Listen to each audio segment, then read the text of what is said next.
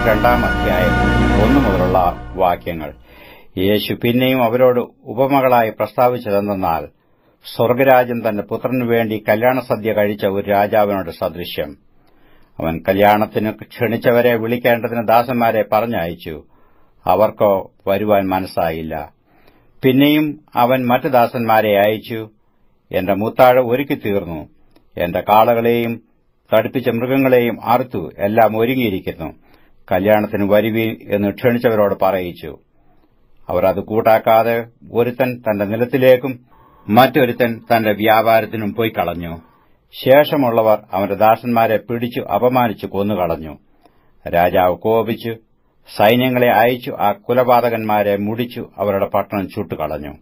പിന്നെ അവൻ ദാസന്മാരോട്, കല്യാണം ഒരുങ്ങിയിരിക്കുന്നു, ക്ഷണിക്കപ്പെട്ടവരോ യോഗ്യരായില്ല. ആകയാൽ വഴിത്തലയ്ക്കൽ ചെന്ന് കാണുന്നവരെ ഒക്കെയും കല്യാണത്തിന് വിളിപ്പീൻ എന്ന് പറഞ്ഞു.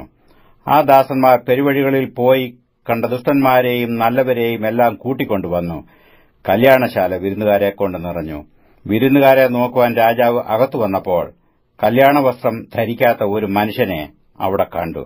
സ്നേഹിത, നീ കല്യാണവസ്ത്രമില്ലാതെ ഇവിടെ അകത്തു വന്നത് എങ്ങനെ എന്ന് ചോദിച്ചു. എന്നാൽ അവന് വാക്കുമുട്ടിപ്പോയി. രാജാവ് ശുശ്രൂഷക്കാരോട്, ഇവനെ കൈയും കാലും കെട്ടി ഏറ്റവും പുറത്തുള്ള ഇരുട്ടിൽ തള്ളിക്കളവീൻ, അവിടെ കരച്ചിലും പല്ലുകടിയും ഉണ്ടാകും എന്ന് പറഞ്ഞു. വിളിക്കപ്പെട്ടവർ അനേകർ, തിരഞ്ഞെടുക്കപ്പെട്ടവരോ ചുരുക്കം. അനന്തരം പരീശന്മാർ ചെന്നു അവനെ വാക്കിൽ കുടുക്കേണ്ടതിന് ആലോചിച്ചുകൊണ്ട് തങ്ങളുടെ ശിഷ്യന്മാരെ ഹെരോദ്യരോടുകൂടെ അവന്റെ അടുക്കലയച്ചു. ഗുരു, നീ സത്യവാനും ദൈവത്തിന്റെ വഴി നേരായി പഠിപ്പിക്കുന്നവനും മനുഷ്യരുടെ മുഖം നോക്കാത്തവൻ ആകയാൽ ആരെയും ശങ്കയില്ലാത്തവനും ആകുന്നു എന്ന് ഞങ്ങൾ അറിയുന്നു. നിനക്കെന്തു തോന്നുന്നു? കൈസർക്ക് കരം കൊടുക്കുന്നത് വിഹിതമോ അല്ലയോ എന്ന് പറഞ്ഞു തരണമെന്ന് പറയിച്ചു. യേശു അവരുടെ ദുഷ്ടത അറിഞ്ഞു.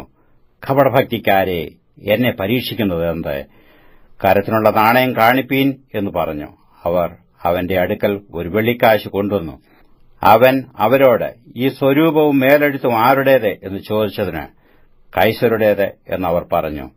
എന്നാൽ കൈസർക്കുള്ളത് കൈസർക്കും ദൈവത്തിനുള്ളത് ദൈവത്തിനും കൊടുപ്പീൻ എന്നു അവൻ അവരോട് പറഞ്ഞു.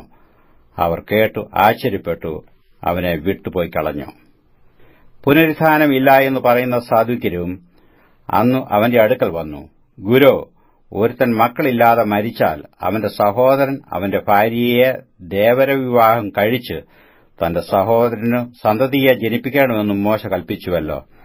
എന്നാൽ ഞങ്ങളുടെ ഇടയിൽ 7 സഹോദരന്മാർ ഉണ്ടായിരുന്നു. അവരിൽ ഒന്നാമത്തവൻ വിവാഹം ചെയ്ത ശേഷം മരിച്ചു. സന്തതി ഇല്ലായ്കയാൽ തന്റെ ഭാര്യയെ സഹോദരന് വിട്ടേച്ചു.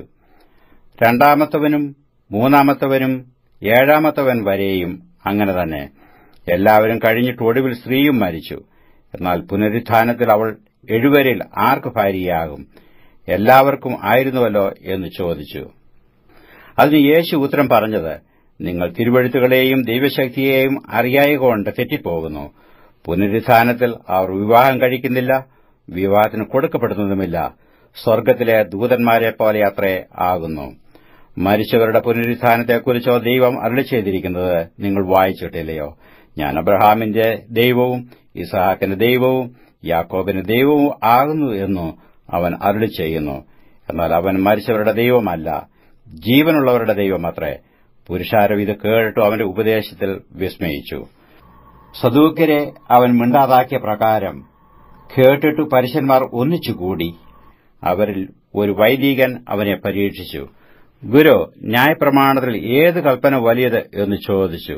യേശു അവനോട്, നിന്റെ ദൈവമായ കർത്താവിനെ നീ പൂർണ്ണ ഹൃദയത്തോടും പൂർണ്ണാത്മാവോടും പൂർണ്ണ മനസ്സോടും കൂടെ സ്നേഹിക്കണം. ഇതാകുന്നു വലിയതും ഒന്നാമത്തേതുമായ കൽപ്പന.